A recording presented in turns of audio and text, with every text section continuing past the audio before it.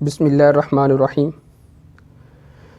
کل مولانا خادم حسین رضوی صاحب ان کے انتقال کی خبر سنی تو بہت دکھ ہوا اور دل بڑا افسردہ ہوا۔ اس کی وجہ یہ نہیں کہ ان سے کوئی ذاتی تعلق یا ذاتی رشتہ داری تھی، اس کی وجہ کہ انہیں سرکار دو عالم صلی اللہ علیہ وسلم کی ناموس رسالت سے بے پناہ محبت تھی، نہیں بلکہ میں یہ سمجھتا ہوں کہ محبت کا لفظ جو ہے وہ ان کا ناموس رسالت کے لیے یہ بہت چھوٹا لفظ ہے۔ انہیں ناموس رسالت سے محبت نہیں بلکہ شغف تھا۔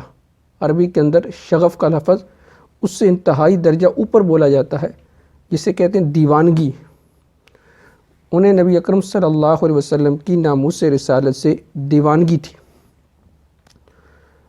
اور ان کے جو جذبات کی تپش تھی اسے دیکھ کر وہ سعدی اور جامی اور رومی کی یاد تازہ ہو جاتی تھی، اور ناموس رسالت کے لیے ان کے جو جذبات تھے، ان کی جو طرب تھی، اس طرب کو دیکھ کر سیدنا بلال رضی اللہ تعالیٰ عنہ کا جذبہ بلالی یاد آ جاتا تھا، اور ناموس رسالت کے لیے ان کی جو قربانی تھی،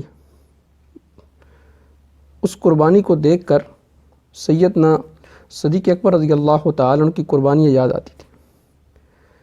اور میں آج بھی اپنے ساتھیوں سے یہ جملہ کہہ رہا تھا کہ ان کی ٹانگوں میں سانس تو نہیں تھا، لیکن ان کی آواز سے وہ ٹانگیں کہ جن میں سانس تھا وہ کانپتی تھی، اور ناموس رسالت کے لیے ایسی مؤثر آواز تھی کہ انہوں نے ایک نیا رنگ متعارف کروایا، اور خاص طور پر کہ لبیک لبیک لبیک یا رسول اللہ کا جب وہ نعرہ لگتا تھا تو اس سے دشمنان رسول کے دل پر ہیبت طاری ہو جاتی تھی۔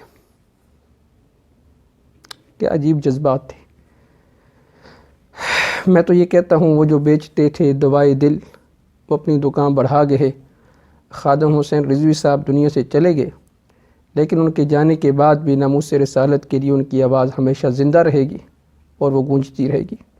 اللہ رب العزت خادم حسین رضوی صاحب کے درجات کو بلند فرمائے اور ان کی بخشش فرمائے۔ یہ ایک عظیم صدمہ ہے جو ختم نبوت کے لیے ہے، کہ ختم نبوت کے لیے ایک مؤثر آواز وہ خاموش ہو گئی۔